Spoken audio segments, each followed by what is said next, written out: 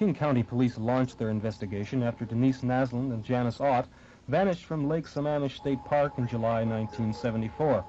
At least 7 people at the crowded beach saw and heard a man who called himself Ted. He was described as a smooth-talking man with his arm in a cast who asked several women to help him load a boat onto a Volkswagen. A massive search was launched for Ted, and police were flooded with calls from citizens who said they had seen the suspect. The first break in the case came with the discovery of the skeletal remains of 6 women in the mountains east of Seattle.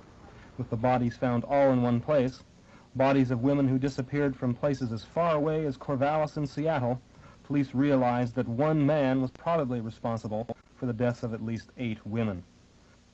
A special 11-man task force was set up by King County to handle the case, and to date that group has investigated nearly 2,800 possible Ted suspects.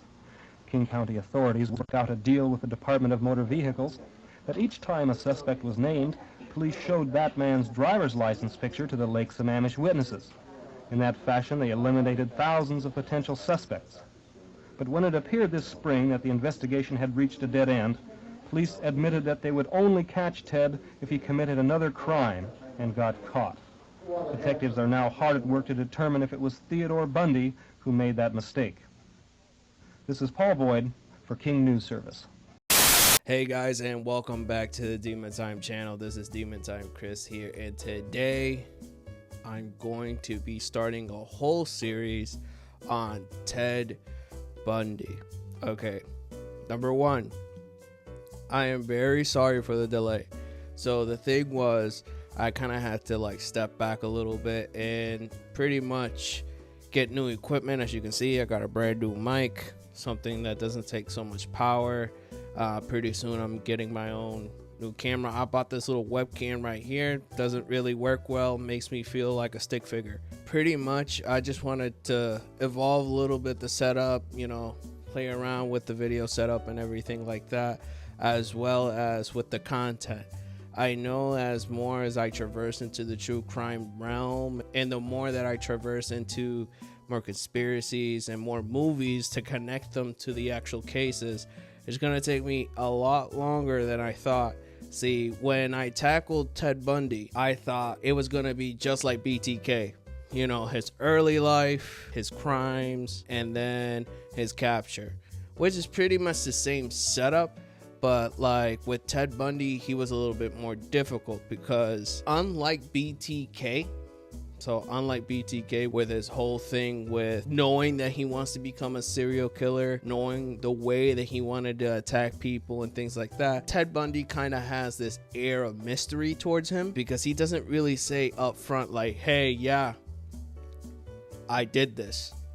Not Ted. Ted will do things and then go around and kind of playing around with the cops, pretty much kind of mask his entire modus operandi. He doesn't really outwardly says he did things. He will just talk in the third person, and he will laugh and giggle or kind of just take everybody for this weird ass ride. And it's kind of frustrating on his end because I am trying to give all the information out there, but the person is so difficult to pinpoint that I had to go get books. I had to listen to other podcasts, go on websites and everything just to get a concrete, somewhat concrete, because even as I go along with this outline that I have typed out here, there's no concrete pinpoint where he started doing his crimes. Some say he did it, when he was early in his younger teens. Some say he did it after college.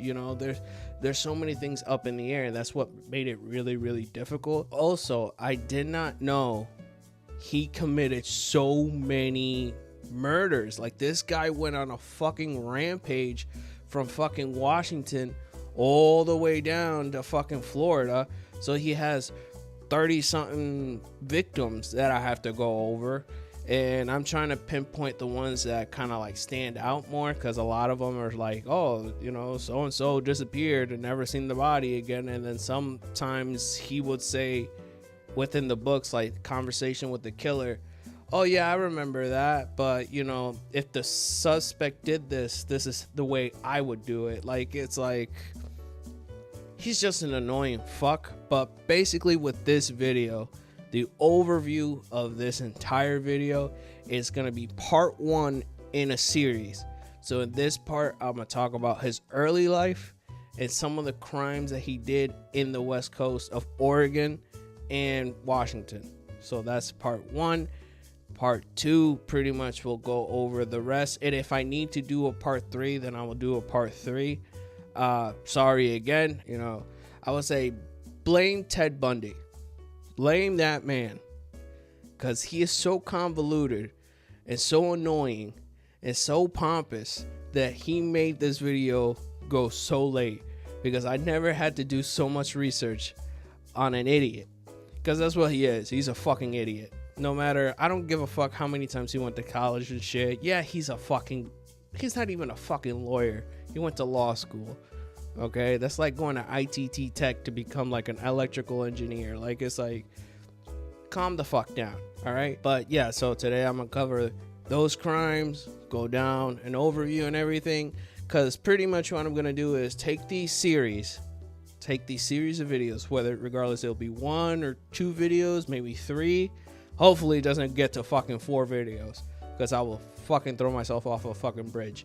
But take these videos, take all that information and connect them to the Silence of the Lambs, mainly more towards Buffalo Bill and the way he abducts people. And hopefully that video is a little bit shorter than this one. And yeah, pretty much. And we're going to just talk about them. You know, I have the book. I read. Yeah, I actually... Oh, because that was another thing. I had to wait for the fucking book to come in. But yeah, I have the book, so we can talk a little bit about the book, The Stranger Beside Me by Ann Rule. And yeah, let's just have a fun time. But before I start, like always, please like, comment, subscribe, as well as hit that notification bell for new videos. The podcast is now on every single platform. Oddly, it was only playing in Spotify, so I had to manually put in the feed on every single fucking podcast platform myself. So it's on everything from Apple Podcasts to Google Podcasts, you know, whatever your flavor of platform, it's there. So please support that. Give it 5 stars. Leave a review. The socials as well in Instagram, Facebook. You know, finally I got the official pages up, so please follow. Show me some love. You know, throw in some DMs, throw in some pictures. You know, let's have a fun time and everything. And hopefully, you know, I could churn these motherfuckers out as much as I possibly can. And yeah, let's get fucking started. Holy shit, you know, because let me tell you something about this motherfucker. Like right now I'm sipping on like Coke and rum right now, just because he got me so, like, he's so annoying. But yeah, let's start. All right. So, Ted Bundy. You know, I could have done something a lot better than to cover Ted Bundy. I could have went over Dune. You know,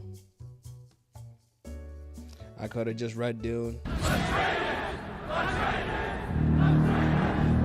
But no, this book right here pretty much saved my life in most of the research when it came to Ted Bundy, because Ann Rule really does go in depth with a lot of the stuff that he goes through and a lot of the bullshit takes that he does towards people, because he will do things behind people's back and then people will call him out on him, and then he'll be like, oh no, that wasn't me.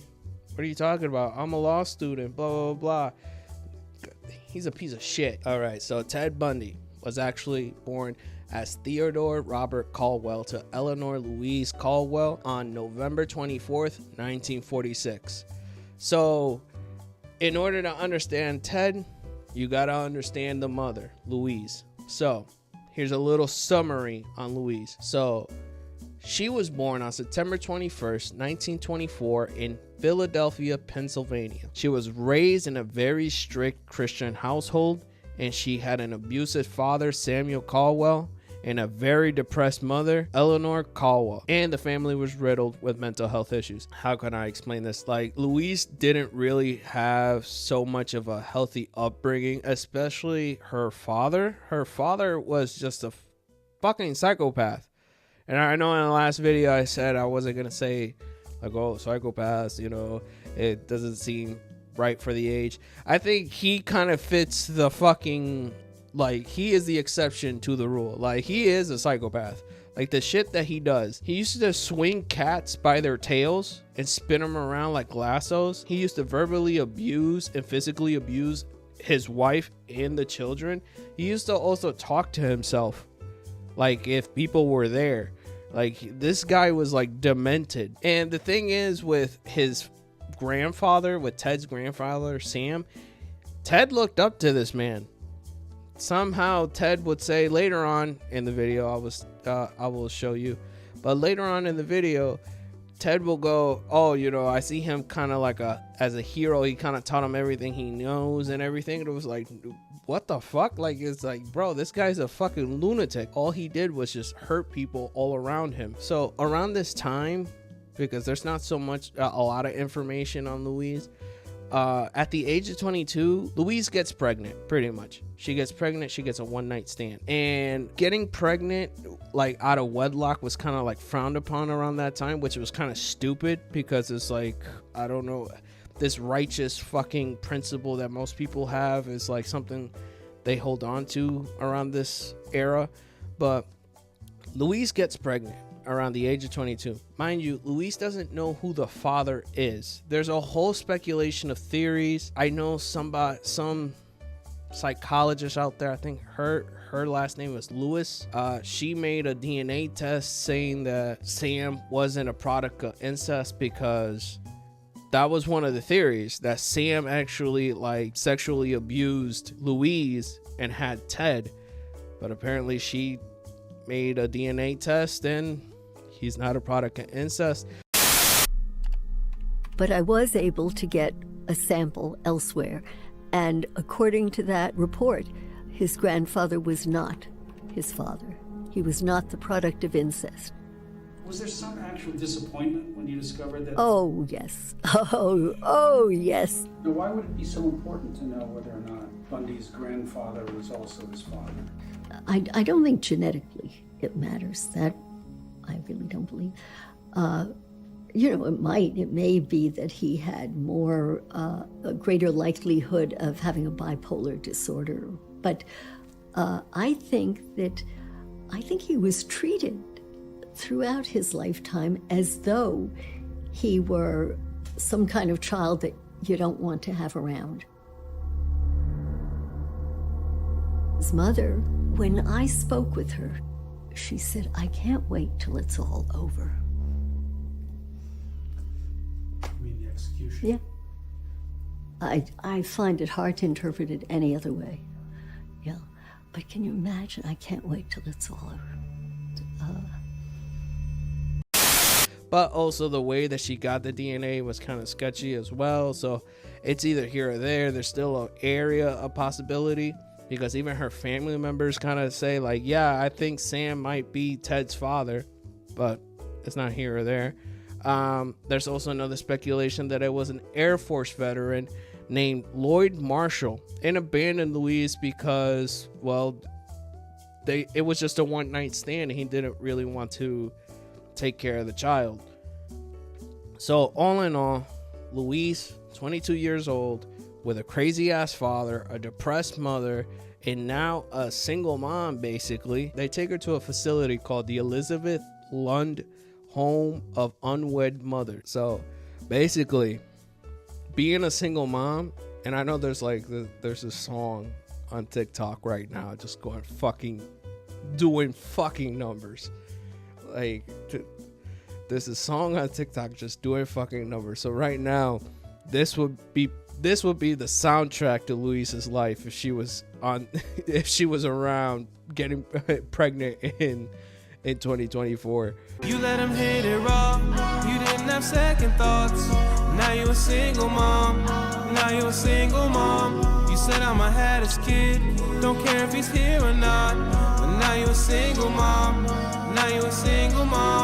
But this facility pretty much helps single mothers from different backgrounds, you know, regardless if they're, drug addicted, if they were abandoned by their families. And it's a way to shield the public shame of other families, knowing that they have a daughter that's unwed and is a single mother. And pretty much once that young woman goes there and gives birth, she has the ability to give that child up for adoption, which is dumb in my eyes. I understand that they do need help, but they're not publicly shameful. Like, it's like, this isn't a detriment to society in a way that you need to publicly shame an entire family. I don't know how the fuck the 40s worked, but like, that is just insane, just to whisk off a young unwed mother to a random facility and then give up the child so you won't feel secondhand embarrassment, pretty much, because your daughter had a one-night stand. Like, calm the fuck down, all right? Like, society back in the day was so half backwards.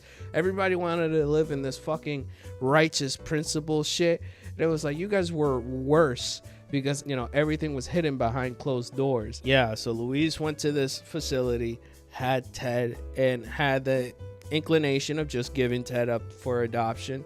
But Sam comes up with the most detrimental solution. Pretty much Sam says to Louise, hey, look, I know he's a bastard, but if we treat Ted like your little brother and Ted treats you like a big sister and claim Ted as our son, it's a-okay. I'm gonna give you a little bit of a backstory on my personal life. So, my mother was a single mother, and she had me and my brother. Around the time growing up, we kind of had the same dynamic with my grandparents and my mother. I used to think that my mother was my sister, and my grandparents were my parents, and my uncles were my brothers, because I have 5 uncles. I thought they were all my brothers, right? There comes a point in time around, I think I was like 4 or 5, where they all sat me down and they all gave me the truth. It was like, hey, we're your uncles, they're your grandparents, and your sister that you so much recall is your mother. Was I confused? Absolutely. Did I bounce out of it? Yeah, it didn't really take me that long to bounce out of it, even though I did a lot of dumb shit thinking that my mom was my sister. But I felt like because I saw my mom as my sister, it kind of gave me more of a connection towards her as years go on, because I can open up to her and talk to her about a bunch of shit that I think a regular mother wouldn't get, because I have a more of an attachment, a bond to her. But Ted took it to a whole different level. Seeing that Louise was his sister, like, it kind of confused him, because Louise was trying to like establish herself. You know, she was bouncing from Philly and everywhere, just trying to make sure that he has a stable livelihood. And Ted would just go like, why is my big sister taking me everywhere? I should be home with mom and dad, aka his grandparents. And that kind of messed them up, because nobody actually sat down and told Ted, like, hey, this is your mom. Like, they, like, my uncles, I remember my uncles sat me down and they said, like, hey, this is your mom. Like, I think they never did that. Ted states in the book with Stephen Mashad, Conversations with a Killer, that he always knew that Louise wasn't his sister and that he was actually her son, and stated, like, you know, I was bouncing around. We have a 20-year difference. Like, obviously that she's my mother, not my sister. But the thing that infuriated him was more of, why hasn't anybody told me that this person was my mother? Like, I felt like he was just waiting for somebody to actually tell him, like, hey, like, that's your mom. But he always knew in the back of his head. But then there's other accounts where he got mad for the fact that, like, oh my God, like, my sister's my mother. So it's like, it's up in the air with Ted. Ted is like that. Like, he will say something to you, but he'll say something totally different to somebody else. So since Sam came up with a brilliant ass idea of claiming Ted as his son, you know, and making Louise his big sister, they lived in Philly for about 4 years. He states those 4 years that he stayed in Philly were either uneventful for him or the best life that he has ever had. Like, it's either one or the other. It's either uneventful towards him or it's very fulfilling for him. And he pretty much had a regular life those 4 years, whatever a 4-year-old considers a regular life. I don't know. I should ask my 4-year-old nephew. He should know what a great life for him is. But yeah, he states it's uneventful, regular life. But then his family starts accounting a lot of the stuff that I don't. But then I don't know, like, because his family doesn't really fucking help as well, because they romanticize Ted as well, because one of the aunts, because mind you, in the house it was Louise's like siblings, and then Sam, and then Eleanor. So in the house, Ted says everything was uneventful, everything was great. But as the crimes go on with Ted and everything, as the years go by, one of the aunts states that one day she woke up and she had knives surrounded around her when she woke up from a nap. And to me, honestly, that never happened. It feels like it came from a fucking movie. It feels like it came out like during a thriller. Like, it doesn't make sense. Like, oh, this 4-year-old just puts knives all around. It doesn't feel truthful in my eyes, and this is and this is from my perspective, because I feel like you're just romanticizing the image of Ted Bundy. And that's a big pet peeve of mine, when people romanticize serial killers. Like, these people are not, yeah, they have scary tactics. Yeah, they do a lot of things that hurt people, but they're not monsters. They're losers. All of them are losers. If you're a serial killer, a spree killer, a product killer, doesn't matter what you do, you're a loser in my eyes. So pretty much since Ted Bundy was this big deal around the 70s and the 80s, like, as information comes out, there's a lot of accounts on people where you kind of scratch your head, as like, okay, thank you for the input, but why the fuck are you here? And this is one of them. Like, Ted Bundy, you know, I woke up from a nap and then all of a sudden I have an array of knives all around me. It sounds like it came from a fucking movie. It doesn't sound real. But apparently the aunt said she that happened. Like, that shit just fucking happened. Around this time, she meets somebody called Johnny Bundy. So she meets Johnny Bundy, they fall in love, and decide to move to Tacoma, Washington, and get married around 1951. And pretty much Johnny seemed like the dad who stepped up, because he's a stepdad, and decides to adopt Ted Bundy and make him part of the family. I bet you, like, I know if Johnny Bundy was actually still alive, because he's dead now. But I know if I were to talk to Johnny Bundy, he probably outwardly says it's like, I don't regret adopting him. He's just more disappointed on his actions. But I know in the recesses of that man's mind, he regrets giving him the fucking last name of Bundy. I know it. But basically, Johnny Bundy, just to give you kind of like a little overview of his life, he was just a army hospital cook. He was in the military. He was just a simple cook, working class man, blue collar man, you know, served his country, and he just wanted to live the American dream of having, you know, a house, 2.5 kids, and a white picket fence. That was Johnny Bundy. And, you know, adopted Ted, made him his own, and Ted did not like Johnny, because he doesn't see Johnny as his dad. He sees Sam as his dad, and that's going to do a lot of conflict, especially since Ted is no longer living in Philly. Now he's in Tacoma, Washington. I don't know how it is over there in Seattle. Hopefully it looks good. I always wanted to go to Seattle. Seattle actually looks pretty cool. Like, I don't know. People say it's like, oh, it's always raining, it's always cold and shit. But yeah, but Seattle's close to Oregon, and Oregon is where Gravity Falls was, so I like Gravity Falls, so that's the closest thing I could think of. Also, bring back the Seattle Supersonics. We're still waiting for that shit. like I stated, Johnny was a working class hospital cook, you know, trying to just make ends meet. Him and Louise start pumping out babies, you know, normal shit. But the thing is, Ted wanted the finer things in life. He wanted, you know, he wanted to look good. He felt like, since he was a cowl, because Sam's family, they were kind of uppity, he felt like he was better than Johnny, wanted the finer things. And because of that, he kind of resented Johnny. Johnny was just trying to make ends meet.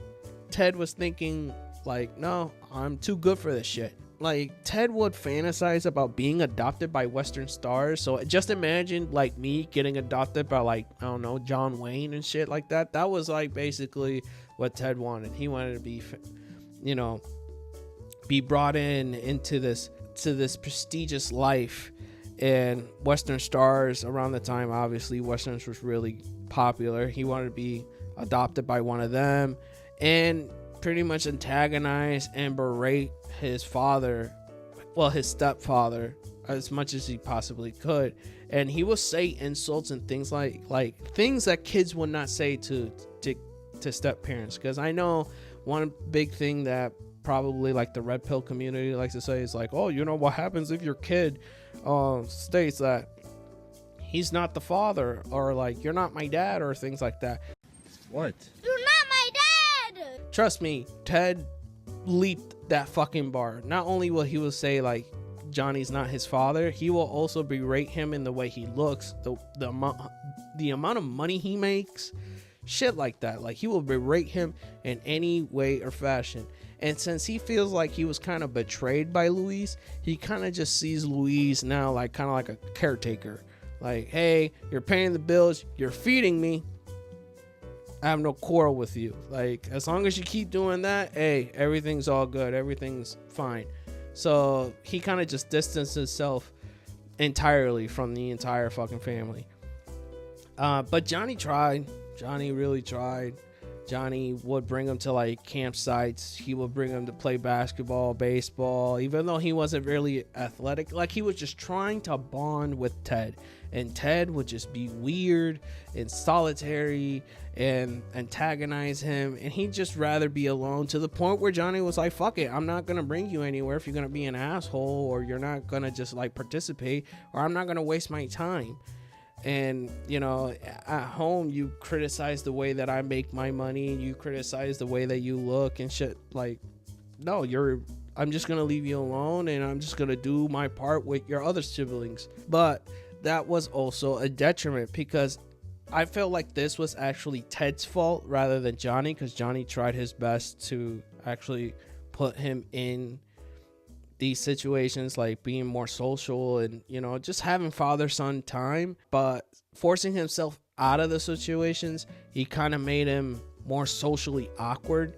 Like, people, like, he would state he got bullied, but in all honesty, in my eyes, he was kind of like in the mix. Like, he didn't really stand out, but at the same time, he wasn't unknown. People knew who he was, but he wasn't like a sore thumb, so everybody kind of just let him be. But like, since he always forced himself to be alone every time he was around a social gathering, he just looked more awkward. He will make things kind of, I won't say difficult, but he would just make things a little awkward, you know. He couldn't just like fit in.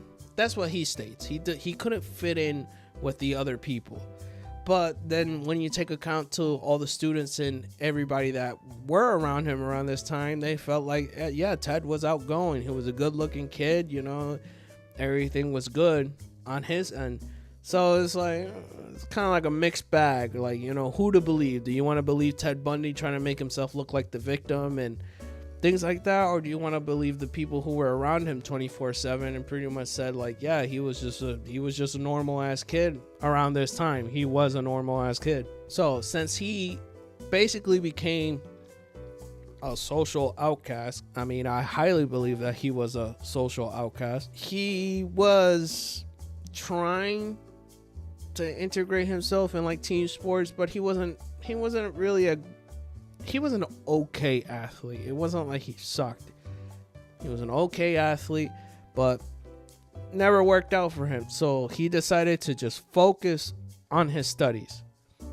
Sooner, as time goes on, he does find out about skiing, and skiing is more of a solitary sport. So there he kind of gets his groove. But in the sense of team sports and his social awkwardness, he cannot join into team sports. Around this time, he did start to abuse animals. He liked to play this game of God. So basically, he will just go out, buy some mice, and then he will just randomly just pick a mice and kill that mice. So it's a little bit disgusting in that sense, but like if you're a true crime nerd like I am, and hopefully you are too, or if not, if I'm the introduction to your true crime, machinations, I'm sorry.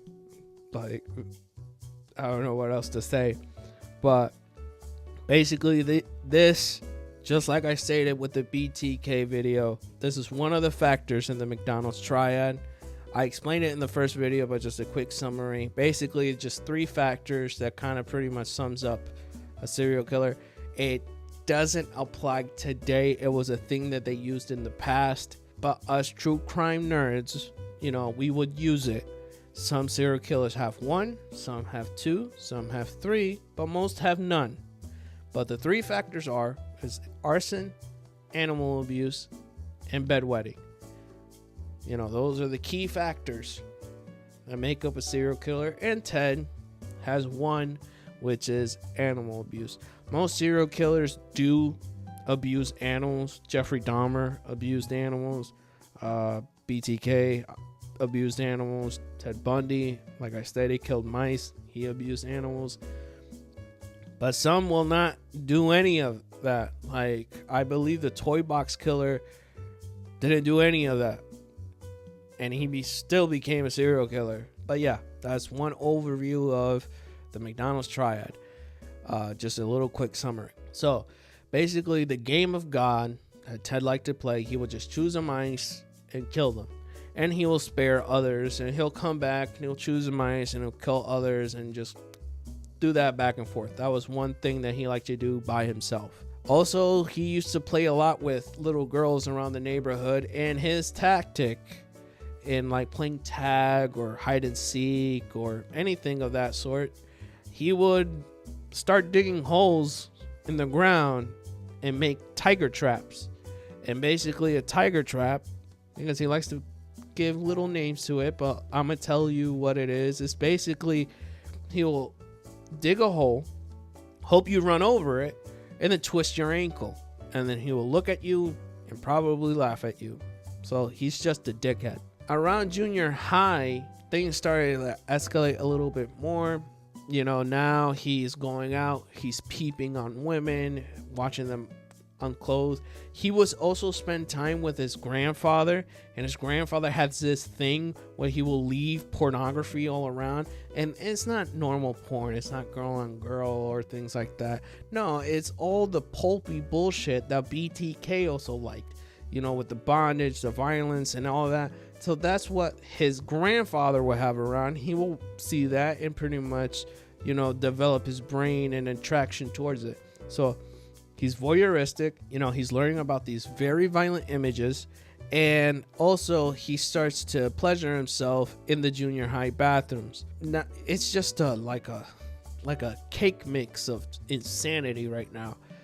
And one of the kids saw him, churning his own butter and shit in one of the stalls and made fun of him. And it kind of like followed him till high school. But those are little signs now of him being violent and cruel in the sense of the tiger traps, in the sense of killing the mice. Now he's having these sexual fantasies because thanks to his fucking grandfather. And it's starting to like spiral a little bit in just junior high, because mind you, this all takes in junior high. But once he became a high school student, he just became more of a loner. That's what he states. In my eyes, I saw it as you're just coasting. You're just flying by under the radar. I did it. Most people did it. You know, it's like you don't really need to stand out. We're just trying to get these 4 years and get the fuck up out of here. Pretty much do whatever we need to do outside of school. So he started coasting by, and he attended the Woodrow Wilson High School. Like I stated, a lot of the students in the high school, once, you know, the whole circumstance of Ted Bundy came around, they all stated that he was just a normal ass guy, you know, just going through the motions. People actually found him attractive a little bit more than he did in junior high because, you know, he hit puberty. He's a little taller. He has piercing blue eyes. He was a good looking guy. And around this time, he does discover skiing. I know, as a Puerto Rican, you know, the first thing that's going to come out my mouth is skiing is a white man's sport, but pretty much skiing is a very expensive sport. It's like polo or like race cars or shit like that. It's a very expensive sport. So coming from a family that's very not well to do financially, he starts stealing, you know, skiing equipment and things like that behind people's back so he can look like he has money, like he looks like he's important. So, which is kind of weird because in high school he's a loner, so he states. In high school he's a loner, but out in public with strangers when no one knows him, he has to present himself as this grandiose, bigger than life persona. I don't know. I think that's something like you have kind of like a split personality, not a split personality, but you kind of have like DID. Like you have split identities. Like you look one way, and like if I know you, and then out in public, you act totally different. Kind of like a two-faced bitch. Let's keep it like that. But yeah, so around high school, he figures out that skiing is his thing. It's a solitary sport. He doesn't have to be part of a group. It is expensive. So he starts stealing equipment. He also starts stealing slope tickets to go to the mountains and ski. He just wanted to mingle with the higher ups. But because of that, he does get caught twice before the age of 17. And it does get expunged from his records, but now you're starting to see the inclination of stealing, which is most serial killers do. But most serial killers do that, where they start doing little dumb crimes, and they're not very good at it. Like I know Charles Ng and Leonard Lake. Charles Ng and Leonard Lake were notorious murderers, but they could not shoplift anything. Like they just get caught. They will, like, I think Charles got caught because he was trying to steal, like, I believe like a hammer and a dog spray or some shit like that. Oh, but they can have a fucking bunker out in the middle of fucking nowhere and tape people because they wanted their M lady. But whatever. But yeah, Ted gets caught because of that, and it does get expunged from his record. But now there's an inclination of a little taste of crime, which is stated a lot in the book with Ann Rule. Like, he will like ask for money, never give it back. He will ask for cars. You know, he'll stay with a car for a couple days and then bring it back with barely no gas, which is an asshole move. That's how I know you're a fucking serial killer. If you ask for my car and not put any fucking gas in it, you know what? You're on the FBI most wanted, little bitch. But yeah, he would do things like that where he will ask for the car and not bring it back. He will also come in with expensive ass shit. I know in the book, A Conversation with the Killer, like if he really wanted something, he would just go inside the store and just grab it, because he believes as long as you look like you're supposed to be there, he would just take random shit and just take them with him. He took a TV, he took a rug, I think he took a plant, a bonsai tree or some shit like that from a fucking arbory or whatever, like a plant garden. He took a fucking tree. Ted is a notorious thief. And it starts all here pretty soon after, around 1965. He gets his high school diploma and graduates from Woodrow Wilson High and pretty much continues his endeavors to go into college. Louise, around his age, really wanted to go to college. Now, I believe this is with the Ann Rule book. I could be wrong, but I believe it's in the Anne rule book because I read both back to back. In the Anne rule book, it states that Louise was an academic herself. She was very, very, very, very, very smart. You know, she always tried to get very high grade, straight A student and everything. But there was this one time that she wanted to go to this school or get this scholarship. She worked her ass off, and somebody with a little bit more prominence, a little bit more money, managed to get the scholarship, and Louise couldn't go to college. So, hearing that Ted is going to continue his venture to college, Louise actually supported that because Ted is doing the thing that she wanted to do. So, Ted applies for the University of Puget Sound in 1965 and then later transferred to the University of Washington. And around that time, Ted gets his stride. He's a good, strapping looking man. You know, he is now in a, I won't say prestigious, but like he's in a good college, you know, in the 70s. You know, everybody's laid back, everybody's pretty cool. I feel like that would have been like an awesome time era to be in because it's kind of like transitional. Everybody's cutting back and everything. And around 1967, he meets his first love, Stephanie Brooks. So Stephanie Brooks, right? Stephanie, she's known by many names. Different books will give her different names. Her real name is Diane Marjorie Dean Edwards. That is her real name. But as I was introduced to her, I'm going to continue calling her Stephanie Brooks just to keep the outline in order. Her name has been kept off records for many years, but it's the same story with her every single time. Pretty much just trying to hide her identity. Now, when she says things, unlike Ted's family members or friends or things like that, I believe her because she was the first hand account with some of the stuff that Ted would do. So they meet in the University of Washington in 1967 I believe in a dorm room, and Ted states that she was perfect. She had money. She came from a well-off family. She was beautiful. She was slim. She was white, which is kind of racist, but sure, why not? She was white, and she had her hair parted down the middle, and she had kind of like brunette hair. Keep that in mind.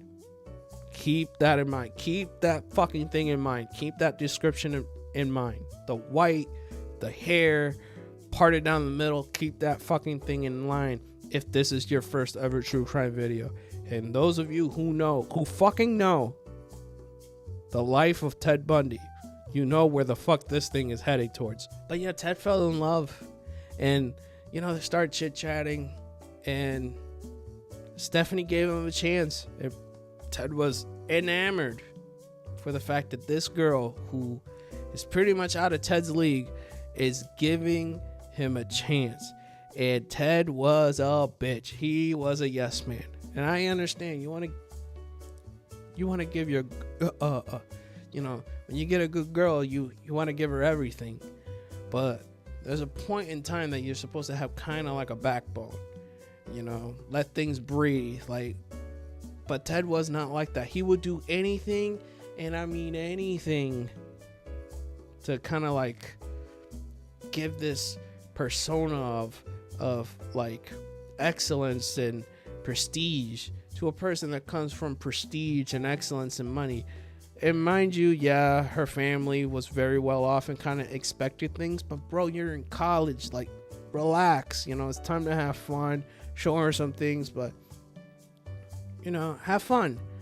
But Ted was not like that. He actually wanted the same status and wealth and crazy shit like that. So he started doing a whole bunch of shit just to kind of like show off and kind of show her what he's capable of. In all actuality, their relationship, they didn't really have a lot of things in common because of their lifestyles, but they did love skiing. they can enjoy each other's company when it comes to skiing. But yeah, so around 1968, he starts messing around with, politics and everything like that. Started helping out with Nelson's Rockefeller's presidential campaign. Around that time, they deemed him kind of like a model citizen, kind of like, oh, this is what a young Republican should look like, a well, clean-cut man, hard-working man. This is basically Bundy was the model of a young Republican around that time. He also helped out with Governor Dan Evans' campaign, a re-election campaign, which I believe he won. He helped out with him with that, and he also was Arthur Fletcher's bodyguard. Yeesh, Jesus fucking Christ. I don't see why they have fucking background checks and shit like that. Imagine having Ted Bundy as your fucking bodyguard, bro. God damn. I mean, I know he never attacked a man or whatever because he's too much of a punk and a pussy, but like, imagine, bro, that's like having the Zodiac Killer as your butcher or some shit like that. Just thinking back, like, holy fuck. It's like with Joel Rifkin. I believe Joel Rifkin worked in like a corner store or something like that. And around that, and before he started his shift, like he killed somebody, he had the bracelet in his pocket. And it's just like you coming in, going to like a corner store. I believe a deli. He worked in a deli. Imagine getting your meats from Joel Rifkin. And then like before he hands you like a half a pound of like ham or turkey, he has a bracelet of a victim that he pretty much later on throughout the day is gonna dump off because he wants to like pay homage to the Green River Killer, which is a series that I hope that one's gonna be a fucking long one. The Green River Killer. Joel Rifkin not so much, but that one, holy shit. But yeah, just imagine that, like Ted Bundy is your fucking bodyguard. Holy shit. But yeah, he would just start bouncing around from odd jobs to help out in politics. He would go to Miami one time for a convention, pretty much started to mingle with people from this upper echelon, the untouchables, like people that you rarely have access to. You probably might walk in the street and bump into like a celebrity. You have more chances to bump into a celebrity in the street than you are messing around with these politicians and things like that. So he's talking to the top of the top, the cream of the crop, and he felt like he was important. He felt like he's showing off to his girl, like, oh, look at me, I'm a nice man, I ski, okay, I ski, I'm dabbling with these politicians, but I'm also a dishwasher, so I'm hardworking. So he's giving this persona of like, of a regular dude, cutting his teeth in politics. But that really did not help Stephanie's outlook onto him. He wasn't as attracted to Ted as Ted was attracted to Stephanie. Like Stephanie, like women have this intuition where they know when someone's trying way too hard to keep up appearances. Like women do that. Nowadays, most women would exploit that. Like, hey, bro, like if you want to, splurge on me, some woman will like just sit back and be like, hey, splurge. I know you can't do it, but I'm going to just sit back and watch you crash. Some women won't do that. They felt like it's like, bro, I just want you to be yourself. And if this is what you considered yourself, I don't want to be any part of that. And Ted was like that. Ted was that person. Ted, tried to impress, and it didn't really impress Stephanie. Stephanie liked him for him, and he took it overboard, and pretty much Stephanie cut ties. Most people will also say that Stephanie's father said that he was no good.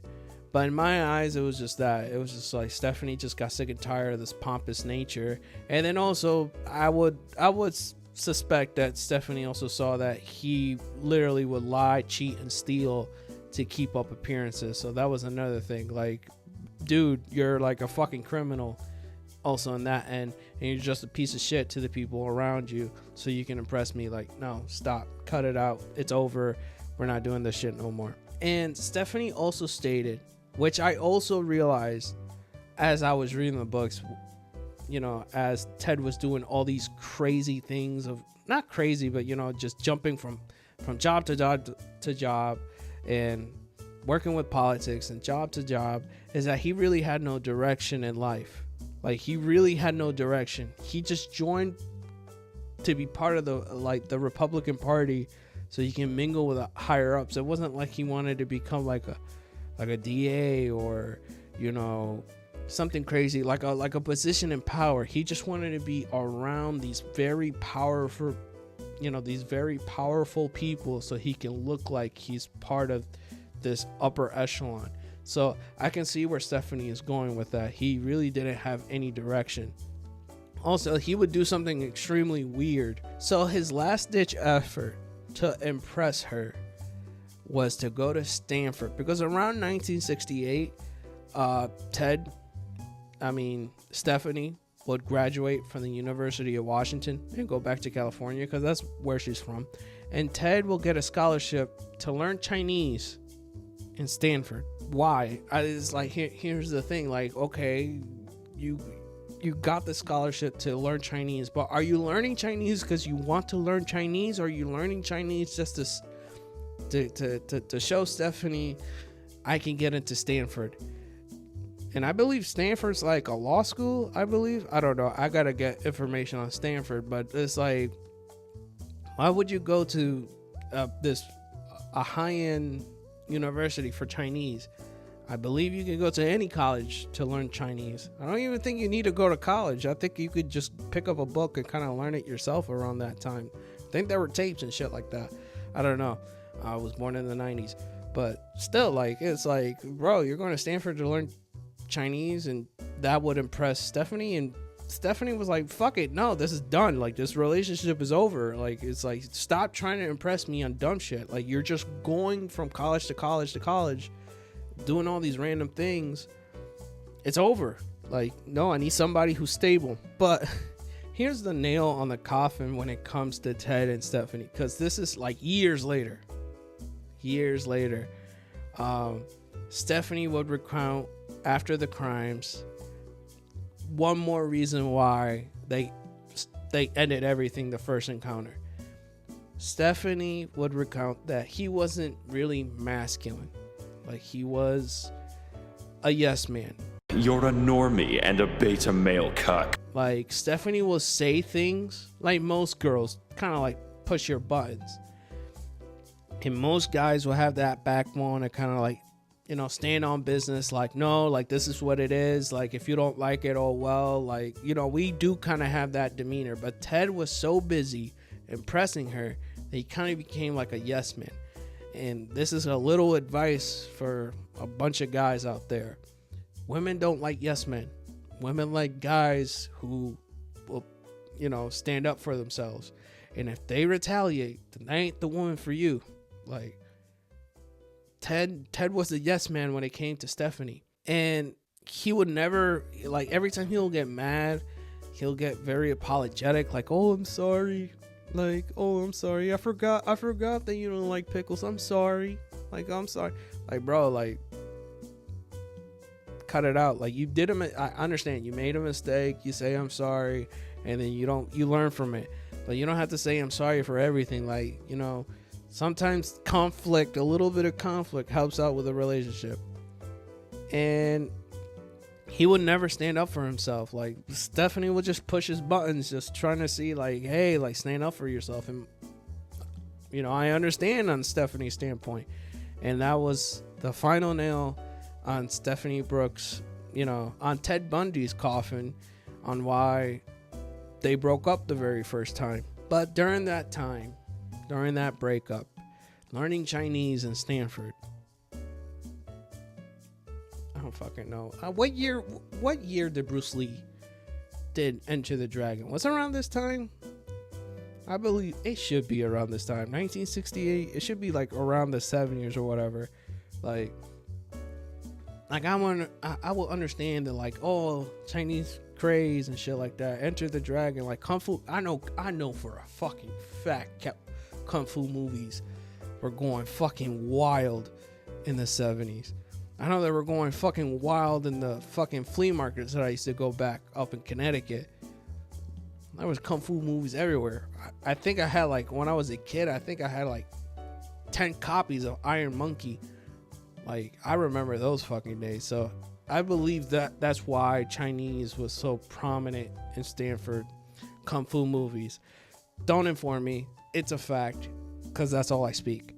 But yeah, so around this time, it was a very pivotal moment. You know, Ted was going through his sad boy era. You know, he's listening to The Weeknd or Bob Dylan, and he's just really going through it. Basically, Stephanie Brooks pretty much hit him where it hurts the most, his ego, because that's what he was looking for. He wanted that perfect relationship. He wanted that perfect girl, the status and everything. But like Stephanie said, he had no direction in life. He was just bouncing from place to place to place to place to place, thinking that that was enough to satisfy her, and it wasn't. Since the breakup, you know, Ted decides, like, hey, let me take some time off. Let me go see some family. You know, he started jumping from Arkansas to Philly to spend time with his family and everything, and try to get himself back in order. You know, he tried to lock in, like most of these kids these days. You know, when they go after a breakup, they lock in, they hit the gym or do anything, but not in Ted's case. Ted just jumped around and saw family members and shit like that. He decides to enroll in Temple University, which is a university up in Philly, for at least one semester. And Anne Rule, in the book The Stranger Beside Me, she points out that, yeah, he might have stayed in Philly, but I know for a fact he went to Burlington, Vermont, because that was his actual birthplace, Burlington, Vermont. You know, the home of Ben and Jerry's. The ice cream that I've never had in my life. I heard it's good. Never had it before, you know. But yeah, he goes to Burlington, Vermont.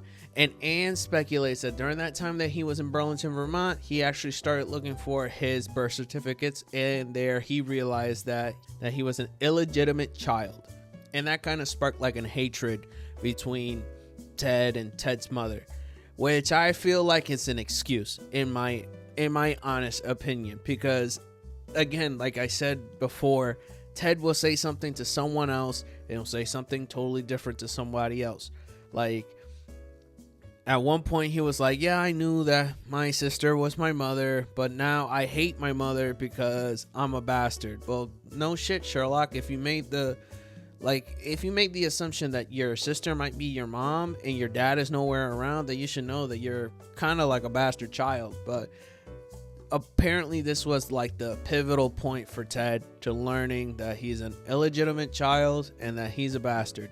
Now, mind you, this took all place within 1968. The breakup, the jumping around, again, showing a little bit signs of what Stephanie Brooks said, that he's like not unstable, but he really had no direction. Goes to Temple University for a year.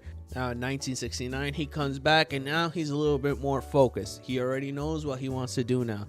He's a little bit more, centered. And around that time, in a bar, he meets Elizabeth Clover. I might be butchering her last name, but you know who I'm talking about, Liz Clover or Copler. So yeah, around 1969, he goes and he meets a single mother named Elizabeth Copler, or Liz for short. And Liz, like I stated, is a single mother of a 10-year-old at the time, Molly Copler. And Ted becomes a father figure, a shitty one, because he does do a lot of shit to Molly, but he becomes a father figure for Molly and stays in the life for an X amount of time. And Liz is actually one of the people that's actually going to help take Ted down later on in the future, because she kind of keeps an eye on him, even though he does a lot of fucked up shit inside the household. And now with a new purpose, a new relationship, and new responsibilities, now he decides to enroll to the University of Washington in psychology, which he will later gain a bachelor's degree. Now, this psychology degree does kind of help him in the sense of his crimes, because he's able to pinpoint and able to kind of like weed out his victims. And the professors there, they absolutely love him. They state that he's smart, that he's charming, and they actually give him honors in that class. And he graduated around 1971, and around that time he enlists to work with the Seattle Suicide Hotline.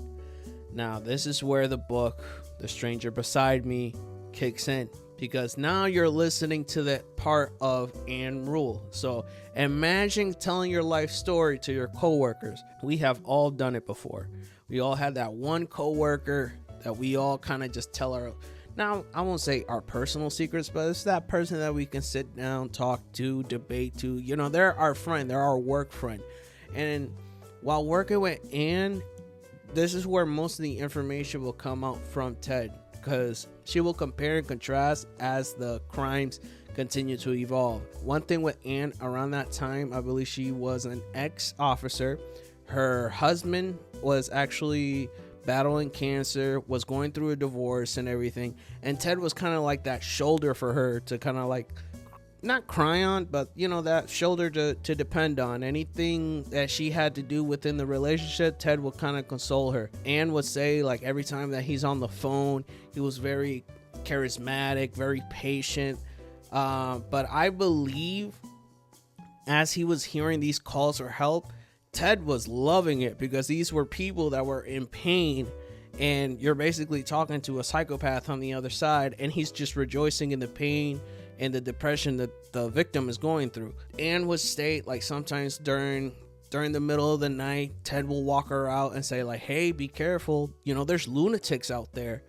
And he doesn't really stay that long in the suicide hotline. Ted will then later bounce around again, but around that time, Ted will talk about this girl that he's with, like, oh, that she's beautiful, that she's gorgeous, like she's perfect, and this, that, and the third. And Anne was believing it was Liz. Mind you, Liz and Anne haven't met in person, but in her head, it was Liz.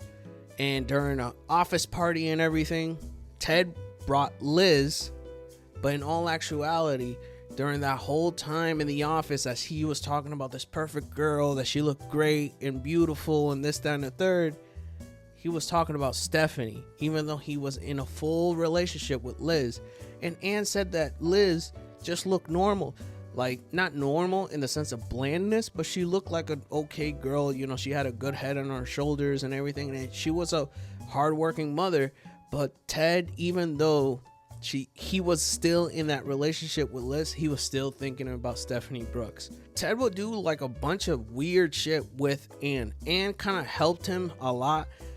In the sense of guidance, you know, she would like let him use her car to go to parties. We'll give him money, you know, to go out and party and, you know, go to ski trips and things like that. In parties, you know, he, like office parties and everything, he would like talk to the beautiful girl, or he'll get upset. Like, there's this one part in the book where he goes and talks to this one girl at a party, and I believe the girl kind of blew him off, and he got upset throughout the entire night. Like, it was something like he could not deal with the rejection of that girl rejecting him.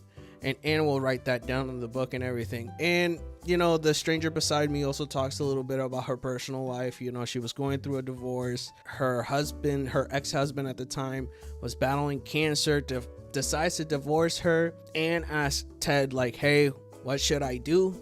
Ted says, well, if he only has a couple years in his life, let him do whatever he wants to do.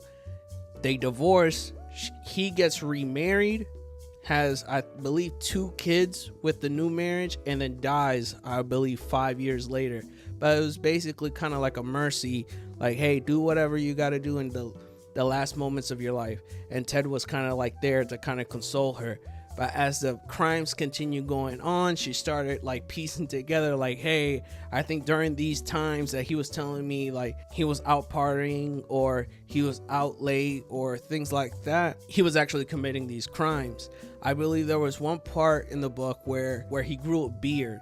Now, he didn't look like the way he looked like when he first started in the suicide hotline, because he was clean cut, you know, he looked dapper and everything, but he had a beard, and it kind of struck like a fear in Anne, because he looked feral, he looked wild, and Anne was the type of person that kind of noticed those little changes. Also, she stated like he was kind of like a chameleon. He can change up his hair, he can grow facial hair, he can change his demeanor, he can also change his accent, and he could become a totally different person. And that's what makes Ted kind of scary. Now, in my opinion, my honest opinion, I believe Ted Bundy was just a white man with a lot of privileges that everybody overlooked, because he was a college student that just happened to look handsome. Now, going back to the handsome bullshit, because I know a lot of people, I know a bunch of fucking true crime girlies find Ted Bundy kind of attractive and shit. He's not even that attractive. He's not even that attractive. He has like a fucking unibrow. He has crooked teeth. He looks like he doesn't like wash his face, doesn't know what sunscreen is. I feel like they did a disservice when they put Zac Efron in the role of Ted Bundy. I'm just gonna be completely honest with you. But everybody seems to say that he's a good looking guy. Yeah, if you put all the fucking serial killers in a line, from BTK to Jeffrey Dahmer to fucking the Zodiac killer who wears a bag over his head, and fucking, you know, Joel Rifkin and David Berkowitz, Ted Bundy, 10 out of 10. But he is like serial killer hot. He is not really just normal people hot. You get what I'm saying? Now, if you put like a Casey Anthony and a Jodi Arias, now we're kind of like, okay, which one of the two are more attractive? But in my honest opinion, Ted is not even that attractive. I would say that his charm and his charisma kind of amplifies, you know, his looks a little bit. Like, he's not that attractive. But Anne states, like, around, I don't remember what chapter per se, but like once he grows a beard and starts messing around with his accents and his clothing and everything, that's kind of like the sign of his camouflage, his chameleon characteristics coming about. And then hearing it from like your coworker, you know, the guy that sits next to you, because right now there's probably people right now at work, whether you're watching this video at work or, you know, ever think about that person in your job could be one of the most prolific serial killers, and he's in your break room right now, you know, struggling to open Top Ramen or some shit like that. And people might believe like, oh, he's probably the fucking, you know, the slow one or the quiet one. No, he's probably the guy that fucking like slammed shit on the ground because the Cowboys lost or some shit like that. Or the Patriots, you know, didn't get the #1 draft or some shit like that. He's probably that guy. And he has like a hoard of bodies somewhere stored up. And the very next day, you know, he's asking you for like money to get something from the vending machine, or, you know, you're talking sports or debating or talking about politics. He's probably that guy. He's probably your supervisor. You know what I'm saying? He's the guy that's giving you mandatory overtime. Yeah. Think about that, chestnut motherfucker. But yeah, let's continue. So in 1971, he's helping out in the Seattle suicide hotline. He's also dabbling in politics, and he's also going to school for law. And behind Liz's back, he rekindles a relationship with Stephanie Brooks again. Now, Stephanie fell for the old okey doke. You know, the fuck boy 101. You know, they go to the gym, they start looking good, they see him a little bit more focused, they change up their appearance, you know, they change up their approach a little bit. And Stephanie was like, hey, maybe we can make this work. And what Ted was doing was just pretty much stringing her along, because around 1974, you know, they went through dates, they went skiing together. Ted was now being known in the political parties. He started mingling with the right people. He was keeping up with his appearance and everything. 1974, everything ended. Everything ended because he just went ghost. He went straight Danny Phantom on Stephanie Brooks. Went straight Danny Phantom. He stopped calling her. He stopped writing to her. He ignored her every sense of the word. Till one day Stephanie managed to get one phone call from Ted. And around this time, Stephanie said, like, hey, what the fuck, Ted? We were supposed to get married. We were talking about getting engaged. We were talking about having a life together. Mind you, Liz is still in the picture. Like, he's doing this behind Liz's back. And Ted coldly, calmly just said over the phone, I don't know what you're talking about. I have no idea what you mean, Stephanie. He just hangs up the phone and they stop talking altogether. The biggest fuckboy move 101. The biggest thing that he did to Stephanie. Because all in all, it was just a ruse. It was just a ruse. He basically positioned himself to make Stephanie fall in love with him again, and didn't fall with the same tropes, but basically says, I'm gonna hurt you more than the way you hurt me. You didn't appreciate me when you had me. You ain't gonna appreciate me once you have me again, basically. Like, he just dropped her off the face of the earth. Stephanie was confused. A year later, don't get me wrong, a year later, Stephanie does get engaged and married to another man. But Stephanie basically says he just positioned himself where he was in control than the last time where I was in control. That's basically what Ted did. He just positioned himself where he was in control. And Ted will later say the reason why he did that is just to see if he could one day get married to her. Basically showing Stephanie that if I wanted to, I could, but I don't. And that's like, I ain't mad at it, but it's like at the same time, it's like, bro, that's cold-blooded as fuck. Like, you ghosted her like out of nowhere, like if she was like a Tinder date. You know, basically after that, after the second breakup, Ted started to attend law school to kind of focus more on law now that he has a psychology degree.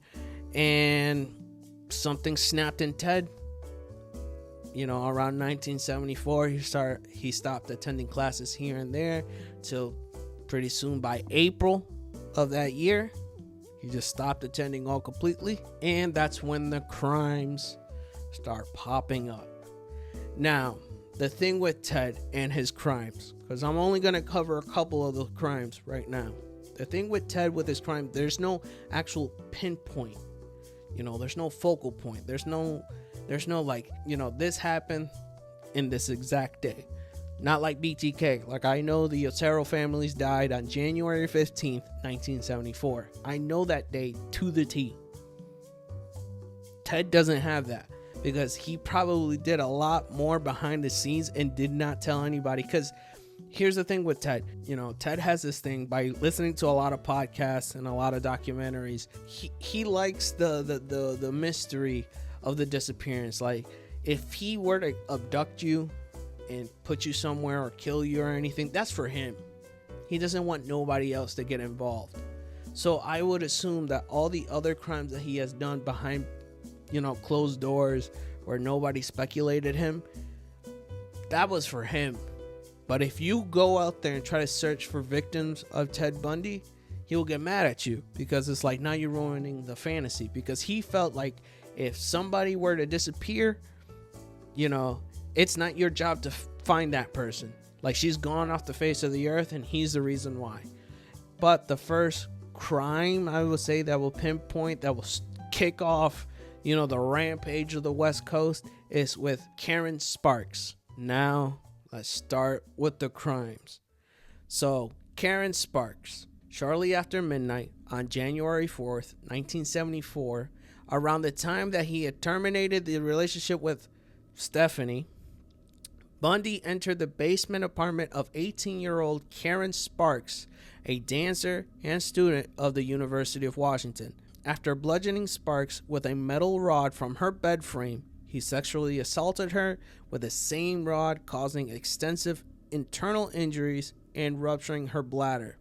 She remained unconscious in the hospital for 10 days, and although she survived, she was left with permanent brain damage with significant loss to her vision and hearing. So with that first attack that he did in January, he pretty much crippled this dancer that supposedly was going to go on Broadway and theater, and just ended all that shit, you know, in a blink of an eye. Because that's one thing about Ted. Ted isn't going to give you a fighting chance. He's going to come in when you're the most vulnerable. And the most vulnerable was while you were asleep, while you're not paying attention, when you're at your lowest. That's when he attacks. So this 18-year-old who could have been, you know, this majestic dancer that we could have been talking about, Ted cut that shit immediately. Thank God she survived, but did she really live? You know, she never had that chance to live her life. But it continues because Ted starts rolling. So this happens in February. So in the early morning hours of February 1st, Bundy broke into the basement room of 21-year-old Linda Ann Healy, a University of Washington undergraduate who broadcasted morning radio weather reports for skiers.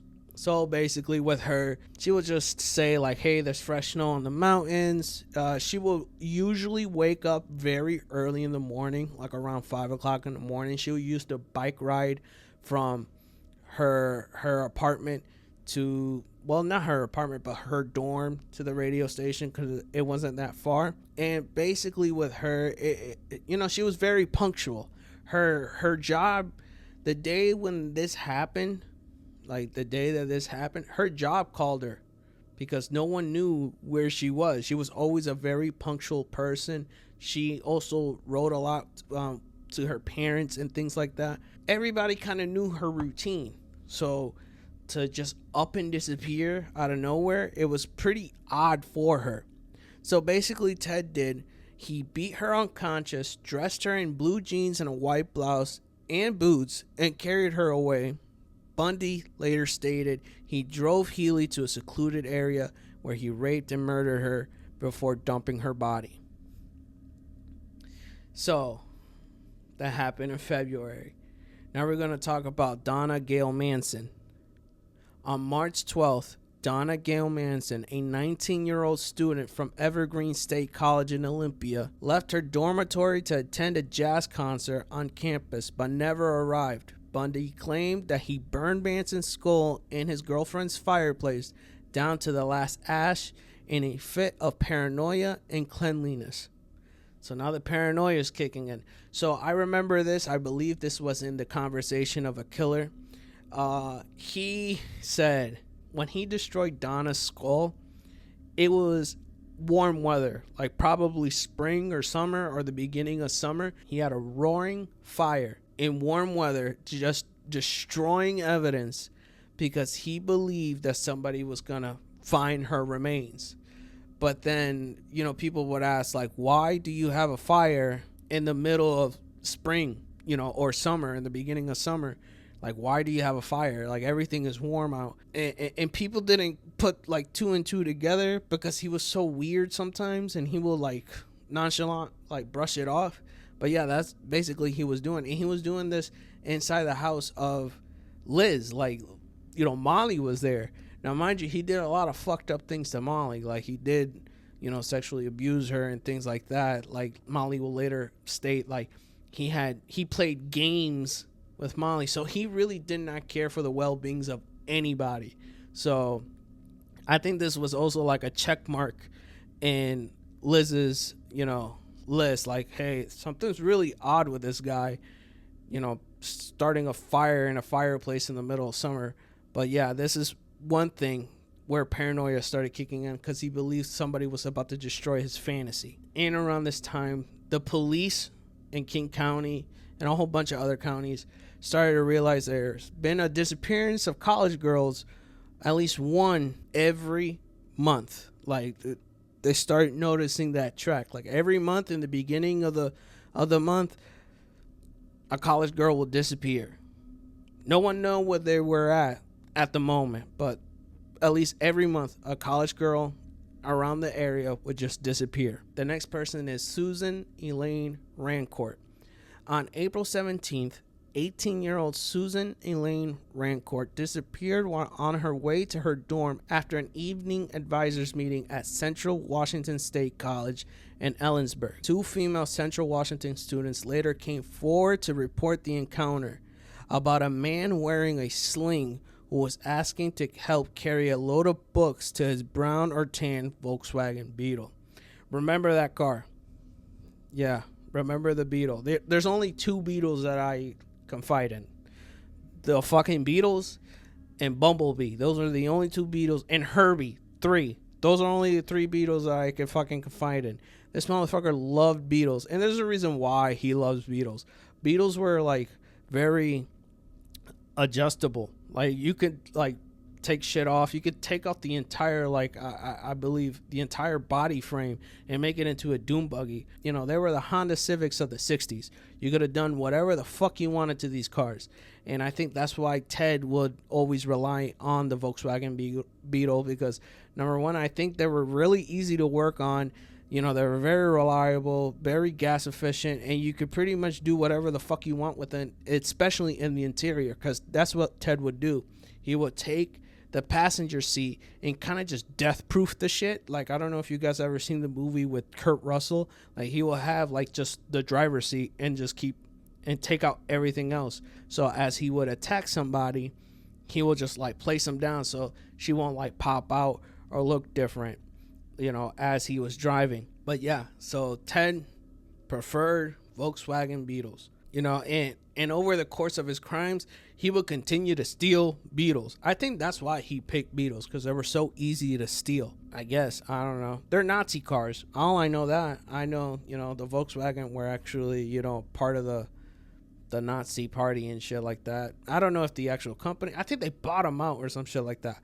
But yeah, he only drove Volkswagen. But next up is Roberta Kathleen Parks. So on May 6th, Roberta Kathleen Parks, 22, left her dormitory at Oregon State University in Corvallis with a friend at the Memorial Union, but never arrived. Bundy claimed that he spotted Parks in the cafeteria and persuaded her to go with him to a bar. After they got into his car, he tied her up and gagged her and drove her back to Washington to be killed, raping her twice on the way. Investigators from Seattle and King County grew increasingly concerned that there was no significant physical evidence and missing women had little in common apart from similar appearances. Young, attractive, white, college students with long hair parted down the middle. So now the police are starting to see kind of, you know, the pattern. They have to be young, they have to be white, they have to be, you know, kind of good looking in a way, and with hair parted down the middle, looking a lot like Stephanie. So even though he dumped her, he's pretty much taking out his aggression on a lot of little girls. Well, not little, but, you know, a lot of young women. Most serial killers, right, they will go after something called the less dead. So the less dead are pretty much POCs, you know, or sex workers, pretty much people that authorities will overlook. Ted Bundy picked the worst category of victims, white women. And police catch on to that, bro. Police really do. Now, going back to the last victim, you know, wearing the sling and everything, that's also another way that Ted will get you. Ted will play, you know, a victim to kind of just downplay his appearance so he won't look very threatening. And that's where his psychology degree kicks in. See, if Ted would ask for help, looking normal, looking strong, looking the way that he looks, no one was going to help him. But if you look vulnerable, and if you look like you're a weakling and things like that, and you approach a girl and a girl 9 times out of 10 will say no, but that one time that you say yes because you wanted to be that good Samaritan, that's where he will get you. Because he looked like a wounded animal when in all actuality he was a wolf in sheep's clothing. That was Ted. And in the movie The Silence of the Lambs, which I'm going to cover after the end of this series, Buffalo Bill does the same thing with the couch. You know, he asked about, like, to help him with the couch inside his car. Then he asked, like, oh, are you a size 14? And that's it. You know, all of a sudden now you're in a pit asking to put its lotion on its skin. But that was Ted. Now, on to the next victim. The other victim now is Brenda Carol Bell. On June 1st, Brenda Carol Bell, 22, disappeared after leaving the Flame Tavern in Buren. She was last seen in a parking lot talking to a brown-haired man with an arm in a sling. Again, back to the sling, looking like a weakling. You know, it's just a device so he can look weak and less threatening. Bundy stated that he brought Bell back to his residence where they had a consensual sexual encounter. Bullshit. That is fucking bullshit, bro. Before he strangled her while she was sleeping, although this failed to explain the damage done to her skull. Ted shows signs of what Richard Speck would have signs. So Richard Speck is another serial killer that I would like to cover later on. He's probably, I think, the first, you know, berserk spree killer. Like, he gets caught immediately. But with Ted, he will just black out. Now, I believe in the Conversations of a Killer, you know, he states like, oh, you know, the suspect, because, mind you, Ted is not going to take any accountability to any of this thing. All this information is said, well, Bundy said this and Bundy said that. Bundy didn't say shit. Bundy talked in a third person saying that the suspect did that. He's perfectly innocent in his eyes, even though we all know that he did this shit. But in Conversations of a Killer, Bundy would state that he would get drunk and that sometimes his anger while being drunk blacked him out because he didn't want to feel that way. Lies. You know, this isn't Jeffrey Dahmer. Jeffrey Dahmer got drunk and killed people because he didn't want the killing. He knew that he wanted the body. In order to do that, he needed to get drunk. He needed to be high. So that's what he did. Bundy is just trying to find excuses for himself because he's always been a dickhead sober. So that's one thing that Bundy does. And like I said it before, Bundy, all this information, when I say, oh, Bundy stated that he did this, Bundy didn't say shit. Bundy was just talking in third person, and we, you know, the people kind of said, it's like, yeah, you're full of shit, buddy. You did this shit. We're going to put your name on it because I know you did it. And he was very aggressive. Like, when he attacked, he was so fucking brutal. Like, number one, he would attack you while you're not looking. And number two, the fury, the fucking rampage that he did to these women. Because not only did you take them, like, while their guard was down, bro, he, like, annihilated them, and then he just proceeded to murder them. Like, that's how ferocious this man was. And to find him attractive, like, come on, bro. Like, this guy is just he's such a fucking loser. And he's such, like, as time goes on, when I do cover his capture and I do talk a little bit more with the, you know, the Conversations of a Killer and the confession tapes and things like that, because that's what I also want to cover. You're gonna see how pretentious this fucking asshole is. Right now I'm doing little tidbits with you know, the Stranger Beside Me book, but like in the next video I'm gonna read a little bit more in the book so I could give you kind of like a full scope of everything, so we can tie up everything nice in a little bow. But anyways, let's keep talking about the victims. The next victim is Georgianne Hawkins. On June 11th, 18-year-old University of Washington student Georgianne Hawkins vanished while walking down a brightly lit alley between her boyfriend's dormitory residence and her sorority house. The next morning, 3 Seattle homicide detectives and a criminalist combed through the entire alley on their hands and knees, finding nothing. Bundy later told Capel that he lured Hawkins to his car and knocked her unconscious with a crowbar after handcuffing her and drove her to Issaquah, where he strangled her and spent the entire night with her body. The next afternoon, he returned to the University of Washington alley and, in the very midst of a major crime scene investigation, located and gathered Hawkins' earrings and one of her shoes where he had left them in the adjoining parking lot, and departed unobserved. It was a feat so brazen, Capel wrote, that it astonishes police even today. Bundy said he revisited Hawkins' corpse on 3 occasions. After Hawkins' disappearance was publicized, witness came forward to report of a man on crutches with a leg cast and carrying a briefcase in an alley behind a nearby dormitory on the night of her disappearance. One woman recalled that the man asked her to help him carry the case to his car, a light brown Volkswagen Beetle. During this period, Bundy was working in Olympia as the assistant director of the Seattle Crime Prevention Advisory Commission, where he wrote a pamphlet for women on rape prevention. Later, he worked at the Department of Emergency Services, a state government agency involved in the search for the missing women. At the DES, he met and began dating Carol Ann Boone, a twice-divorced mother of 2 who would play, an important part in Ted Bundy's life later on in the future. Remember Carol Ann Boone, but for now, it's kind of like a little footnote, so put a pin on that. So, this is how much of a hypocrite this guy did. So, let me summarize all that information for you guys, so you guys kind of know everything.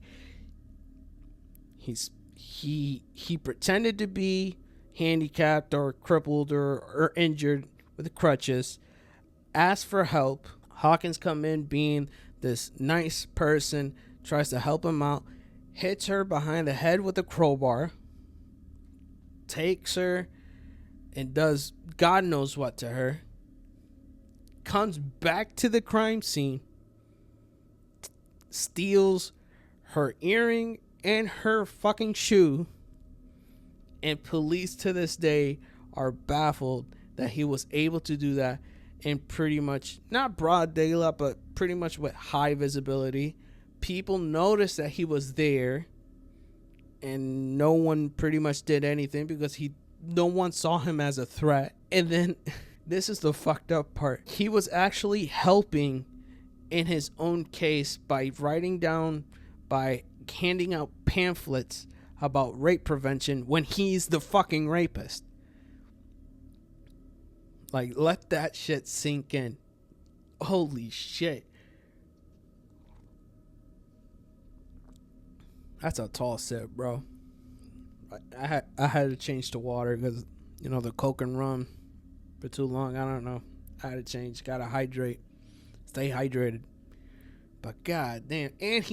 And then he starts messing around with another girl behind Liz's back with Carol Ann Boone, who's going to play a very important part later down the line. So put a pin on her. But god damn. He is the victim. He is the aggressor and the preventer of his own crimes. Like, that's fucking insane, bro.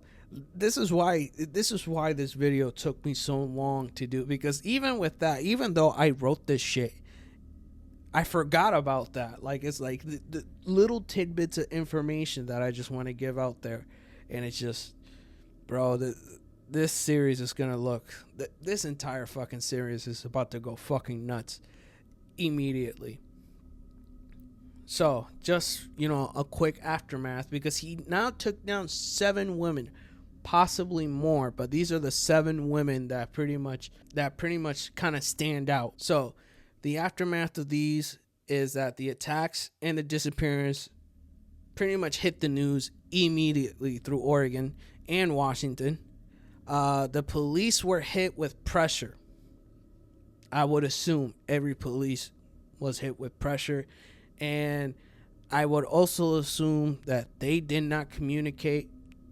But in this case, I believe they actually tried, because not trying to be racist, but it's a bunch of white women getting killed here and there. They were all, they were not criminals. They were college students, but, they were just trying to keep everything under wraps, but also trying to figure out who the suspect is. They were actually doing their due diligence. They noticed that the crimes pretty much take place in quiet places or under construction. Usually these girls were around midterm or final week. Like, they were just trying to study. Because I believe with one of them, I believe it was with Hawken. Like, Hawken was actually trying to study for like a Spanish test. Like, trying to go to her boyfriend's dormitory for Spanish notes. And that's where he attacked. And pretty much the police started stating there is a man out there portraying to be an injured man driving around a Volkswagen. A Volkswagen Beetle. So they're starting to pinpoint little tidbits and details to the crime, as well as with somewhat of a composite sketch out there so people kind of know.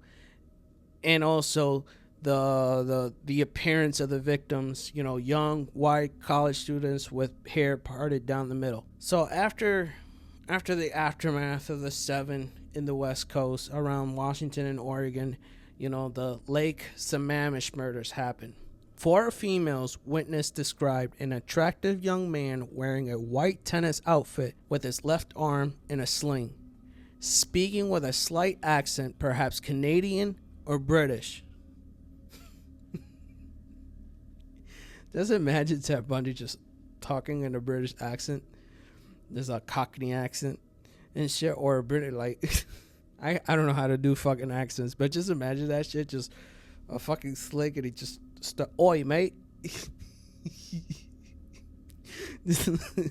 I'm sorry. It's funny to me. I just picture that shit in my head. But he was introducing himself as Ted, and he asked to help in unloading a sailboat from his tan or bronze colored Volkswagen Beetle. I'm no mechanic. I don't know anything a lot about, I know a lot about like Honda Civics. I know a lot, but I don't, do Volkswagen have, do Volkswagen Beetles from like the 60s carry that much load? Can they carry that much to tow an entire fucking boat like that? I don't know. Someone answer me that. Like, I don't know if they can do that shit, but the 70s were weird. Like, the 70s were also very weird. Like, right now, I know a couple of days back, some guy was asking for, like, a fucking ride, like, to go to another fucking, like, city or district or whatever. And I just blew him off because I don't feel safe bringing a stranger into my car if I don't know you. But back in the 70s, regardless of what story you give me, they go based off like this honor system. And it's weird because a lot of the things here is like common sense. But I don't know if I feel comfortable going up to random people and be like, hey, you want to help me unload my boat?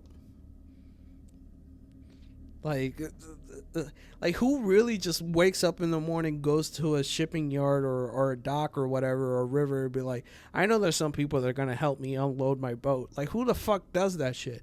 Like, I need at least 3 people to do something like that. But just for Ted to wake up and just say that, I know he doesn't have a fucking boat. I know that. But I know there's people in the 70s that did that shit. They just woke up, hitched their fucking boat, and then just went off and be like, I know there's somebody out there that's gonna help me. Like, but yeah, like, I don't know. And the fucking Beetle again. And also, if you notice that he said, oh, he called himself Ted, so he's using his real name. The balls to go around, you know what it is to commit a murder, and then just people are looking for you and you're just going out there. It's like, yeah, dog, my name is Ashley. Like, bro, change up the name. Like people are going to put 2 and 2 together. And they already have descriptions of you. and composite sketch about you. So you're just helping everybody. I think to me, in a sense, it's just he feels untouchable. You know, he already went out with 7 people, probably more, and you know the police doesn't know who this person is, and they feel like he's untouchable. He's untouchable right now. But yeah, 3 women refused. 1 accompanied him as far as his car, saw that he had no sailboat, and then later fled. 3 additional witnesses saw him approach Janice Ann Ott, a 23-year-old probation caseworker at the King County Juvenile Court, with the sailboat story, and watch her leave the beach in his company. R.I.P. Janet, bro. She's nicer than me. Thank God I'm from the East Coast, bro. Because if you're like from Connecticut or from like, you know, Pennsylvania or Rhode Island and New York and New Jersey and shit, we do not give a fuck. It's like, you can tell me your sob story. We will literally walk right by you. Here in Texas, bro, I don't know. I think if Ted Bundy were to be alive running around here in Texas, the state that I live in, I feel like everybody is so nice and so caring that they're willing to help this guy. But I think he won't also survive here in Texas because everybody here is strapped. But out there in Washington, bro, like, I don't know how the people are over there, but they seem nice. So Janice just fell for the trap, bro. Like, she should have like put 2 and 2 together and be like, hey, there's no sailboat, but hey, you know, bro. Oh my God, fuck this guy, bro. But anyways, continuing on, that part made me fucking sad because I know she just wanted to help. But yeah, but after 4 hours later, Denise Marie Naslund, a 19-year-old woman who was studying to become a computer programmer in the fucking 70s. So, you know, if she were to be alive, she would be making fucking bank. But yeah, left a picnic to go to the restroom and never returned. So he got sick and tired of waiting. He noticed that everybody else was like going away, you know, trying to do the whole fucking sailboat shit. He was like, fuck it, I'm just gonna take someone out while no one's looking. In broad daylight. Mind you, this thing is in fucking broad fucking daylight. This is how much balls this fucking guy has. In broad fucking daylight. And just abducted one person doing the whole fucking sailboat shit. And just pretty much abducted another one while she was going to the bathroom. Bundy told Stephen Machad, the guy from, you know, the author of Conversations with the Killer, an FBI agent, William Hangmanger, I think I'm butchering that last name, I'm sorry, Will, that Ott was still alive when he returned with Naslund, and that he forced one to watch as he assaulted and murdered the other. But he later denied it in an interview with Lewis on the eve of his execution. King County Police, finally armed with the detailed description of their suspect and his car, posted flyers throughout Seattle area. A composite sketch was printed in regional newspapers and broadcast on local television stations. Kopler, Rule, a DES employee, and a University of Washington psychology professor all recognized the profile, the sketch, and the car and reported Bundy as soon as possible. But detectives who were receiving up to 200 tips per day thought it was unlikely that a clean-cut law student with no adult criminal records could be the perpetrator. Never judge a fucking book by its cover. Just because this guy has no adult criminal charges and because he looks a certain way. That's why most people, especially POCs, like Latinos and black people, will all say that Ted Bundy, whoever, you know, POCs who indulge in true crime will all say that Ted Bundy is just a white guy with white guy privileges, and that's why he did the things that he do, because of bullshit like that, because he looked clean cut, you know. You know, his unibrow was straighter than usual. Come on, man. Like, come on, bro. Really? Really? On September 6, 2 hunters stumbled across the skeletal remains of Ott and Naslund near Service Road in Issaquah, east of Lake Sammamish State Park. An extra femur and several vertebrae were found on the site, where later identified by Bundy as those of Hawkins 6 months later. Forestry students of Green River Community College, foreshadowing, discovered the skulls and mandibles of Healy, Rancourt, Parks, and Ball on Taylor Mountain, where Bundy frequently hiked. Just east of Issaquah, Manson's remains were never recovered. So now people know Ted's little hiding space, his little hiding spot. Because mind you, I'm naming all these counties, and I know there's people from Washington who hopefully watch my videos, and I'm saying all these town names and shit like that, but these towns and these little places, they're 5, 6, 7, 8 hours away from Taylor Mountain. So this man will commit a crime, abduct you, and to just drag you all the way to Taylor Mountain. Mind you, Taylor Mountain is like 8 hours away, and he could be caught at any moment. But since he looked a certain way and probably obeyed street laws and things like that along his way to commit his murders, no one batted an eye, and he was willing to go the distance to fulfill his fantasy. That's sick, bro. Sick as fuck. Thank God, people clown Florida because of Florida Man and shit like that, but man, when they brought out old Sparky, they brought him out with a good coating of WB-40 and did the whole like spark plug thing with a negative and positive charge, and it's like, all right, bitch, let's get to work. And Sparky did the fucking job. But as he was crusading the West Coast in August 1974, Bundy received a second acceptance letter from the University of Utah Law School and moved to Salt Lake City, leaving Copler in Seattle, ending part 1 of today's video. So now Ted's rampage went from Washington to Oregon to the grand old state of Utah, Salt Lake City, home of the Jazz. Who's a good jazz player? I know people are gonna say Karl Malone, but I don't want to mention Karl Malone because he's another motherfucker. The postman or the mailman. What they call them? The mailman? Jesus Christ, bro. On a watch list, that's what they need to fucking call him. I think it was Stockton.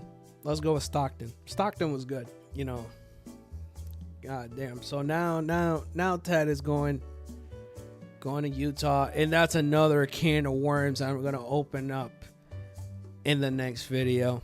So, like I stated, right now this video is portioned up. We covered Seattle, we covered Oregon, we covered his early life. We're going to continue on with his crimes on the next video. It is going to be a long series. It is going to be a long series because I got another book coming. I'm going to read that shit, apply it to this video because I want to be as detailed as I can possibly can. I don't want to go too much in depth with the victims because I know there's some fucking weirdos out there who like to hear the descriptions and what a serial killer does. I don't feel like doing true crime videos. That's not the purpose.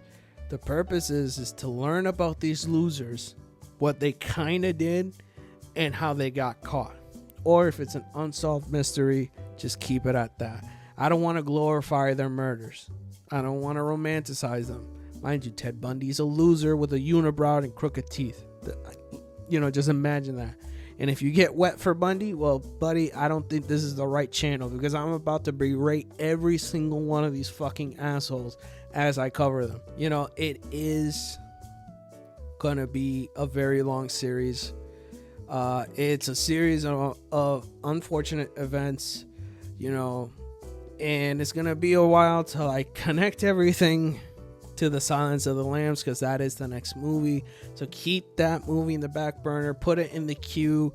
You know, if you have it on Blu-ray or on DVD or VHS or whatever, you know, keep that tight with you, because I will cover that once the series over. But if you do like this type of content and you like the way I give out my information, and you have any critiques or anything, please like, comment, subscribe, as well as hit that notification bell. You know, add me on the socials as well. All the links are on my channel page. Again, this audio version is on all platforms. You know, thanks to my tech savvy self, and actually use the RSS feed on every single thing. So if you are listening to this in audio format, please give it 5 stars and a review. Pretty soon I'll be opening up a Patreon. I did sign up for it. You know, what I'm planning to do is probably cover, you know, horror TV series, you know, and everything, like Chucky or, you know, or True Detective, like cover entire series and like cover episode by episode by episode, and, you know, give my thoughts about it. But, you know, that's still up in the air, but I did register for Patreon, so look out for that pretty much. And yeah, you know, show me some love. If you have any topics for me to cover, by all means. Thank you again for watching this video, and just prepare yourself for the next video, because it's about to get very bleak. Very, very bleak. But thank you guys, and have a good one, and grab yourself a fucking drink water, drink rum, I don't give a fuck, just drink something. Hennessy, I haven't had Hennessy in a while, but yeah, drink. Cheers.